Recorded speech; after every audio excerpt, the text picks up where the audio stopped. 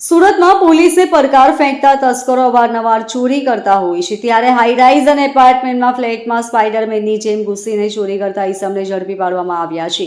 આરોપીને ઝડપી લઈને અલગ અલગ ગુનાના ભેદ ઉકેલી લેવામાં મોટી સફળતા મળી છે. આ સિવાય કયા કયા ગુના આચર્યા તે અંગેની તપાસ હાથ ધરવામાં આવી છે. અઠવા લાઇન્સ પોલીસ સ્ટેશન વિસ્તારમાં આવેલા જીવનદીપ કોમ્પ્લેક્સના પહેલા માળે વિનસ રેયોની ઓફિસમાં 60,000ની ચોરી થઈ હતી. મોબાઈલ અને સોનાની કાનમાં પહેરવાની બુટ્ટી તથા કેમેરાનું મેમરી કાર્ડ, ડીવીઆર સહિતનો સામાનની ચોરી કરવામાં આવી છે.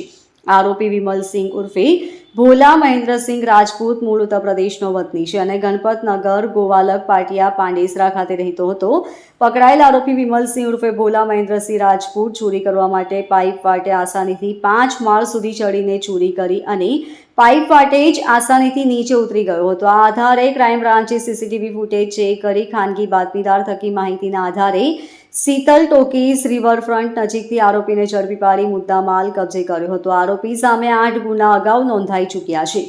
Bureau report LK star news, Surat.